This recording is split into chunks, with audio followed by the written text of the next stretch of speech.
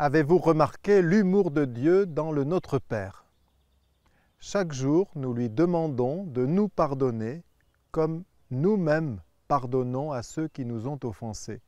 Dieu doit nous prendre comme modèle du pardon, comme si ce n'était pas lui qui pardonne en premier. Quelle humilité et quel amour dans l'humour de Dieu! Mais l'humour est peut-être un des secrets pour progresser dans le pardon. Un soir, à la prière familiale, un enfant demandait « Pardonne-nous nos offenses, comme nous pardonnons aussi à ceux qui nous ont tant fessés. » Sur le pardon, nous faisons facilement 3 erreurs. D'abord, nous pensons que pardonner, c'est une faiblesse. C'est un aveu de faiblesse, un déni de justice. Or, c'est tout le contraire. Les anciens ne connaissaient pas le pardon. Les philosophes, dans le meilleur des cas, recommandaient aux princes la clémence. La clémence consiste à ne pas châtier le coupable, mais qui continue à être reconnu comme tel. La clémence n'efface pas la faute. Jésus qui nous demande de pardonner à nos ennemis et qui est mort pour nous pardonner, a introduit dans notre humanité quelque chose de radicalement nouveau. Jésus ne nous demande pas forcément de faire des mamours à ceux qui nous ont blessés, mais il nous demande de ne pas réduire l'autre à la faute qu'il a commise. Il nous demande de pardonner, le mot le dit très bien, c'est le don par-delà le possible. Au fond, c'est la loi de l'esprit dont parle saint Paul. Le pardon, c'est ni plus ni moins que l'Esprit Saint en personne. Et saint Benoît dit très bien dans sa règle que dans un conflit, dans une communauté ou ailleurs, le plus fort, c'est justement celui qui cède, celui qui pardonne. Deuxième erreur que nous faisons sur le pardon, nous pensons qu'il faut qu'il y ait obligatoirement réciprocité. En ce sens, nous confondons pardon et réconciliation. C'est mieux évidemment quand on aboutit à la réconciliation, mais il peut y avoir pardon sans forcément qu'il y ait de réciprocité. Vous vous souvenez que saint Jean-Paul II, en l'an 2000, pour le jubilé de l'Incarnation, a demandé pardon 29 fois pour les compromissions des catholiques dans certaines violences, par exemple les violences faites aux Juifs, les croisades, l'Inquisition, l'esclavage et tant d'autres choses. Au cours d'un trajet en avion pour un énième voyage apostolique, pendant cette année de 2000, un journaliste dans l'avion lui a dit « Alors Saint-Père, vous allez encore demander pardon ?»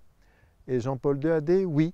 Et il a ajouté quelque chose comme « J'aimerais bien que ça fasse école, j'aimerais bien que d'autres le fassent aussi. » Mais ce n'est pas forcé. C'est le cas pour Jésus.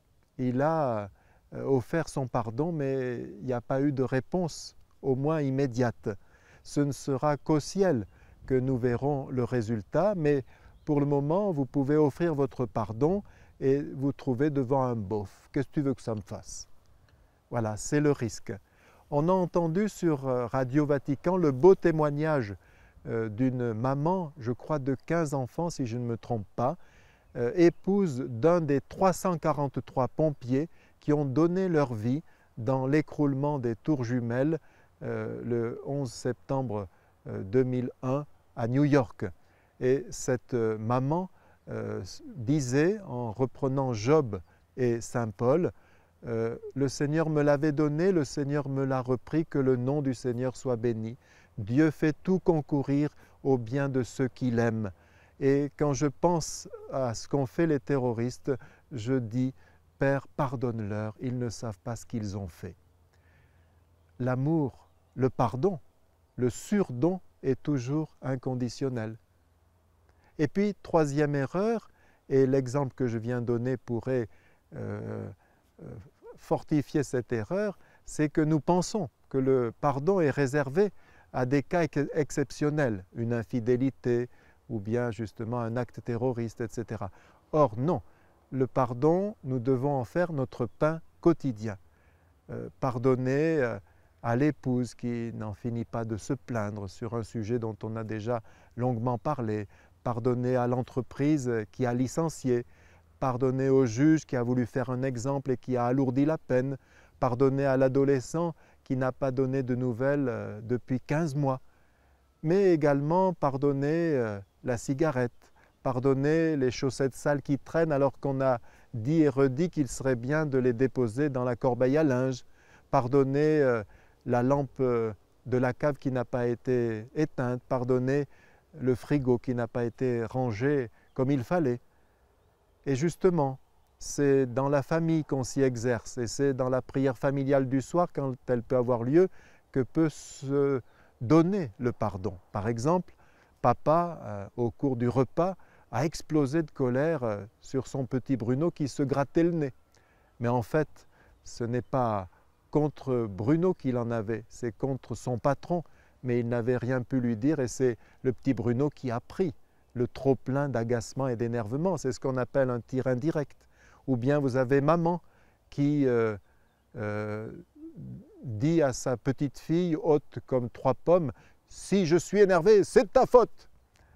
Eh bien, à la prière du soir, il est facile de dire, sans perdre son autorité maternelle ou paternelle, « Seigneur, je te demande pardon, je n'aurais pas dû exploser ainsi. » Au fond, pardonner, c'est mettre le feu à la terre, c'est transmettre ce feu de l'Esprit Saint que Jésus est venu allumer.